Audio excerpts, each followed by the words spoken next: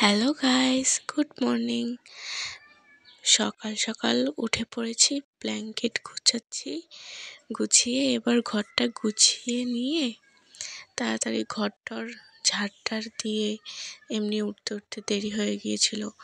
তারপরে ঘর ঝাড় দিয়ে রান্নাঘরে চলে যাব। বাসি কাজ সব মা সেরে রেখেছিল।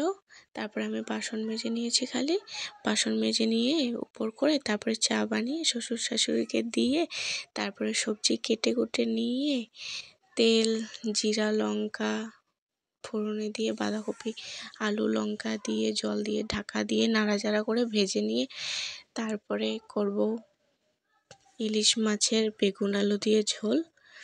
তারপরে বেগুন আলু দিয়ে ঝোলটা বসিয়ে দিয়েছি।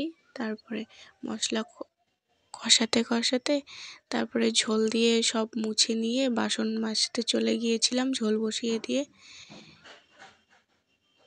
তারপরে বাসন উপর টুপর করে তারপরে দেখি ঝোল হয়ে গেছে, তারপরে খেতে দিয়ে তারপরে উঠোন ঝাড় দিয়ে দিলাম, যেহেতু সকালবেলা মা ঝাড় দেয়। তারপরে আমি একটু রেস্ট নিয়ে তারপরে রাতের ভাত বসিয়ে দিয়েছিলাম। ভাত করে তারপরে বাঁধাকপির পকোড়া বানিয়ে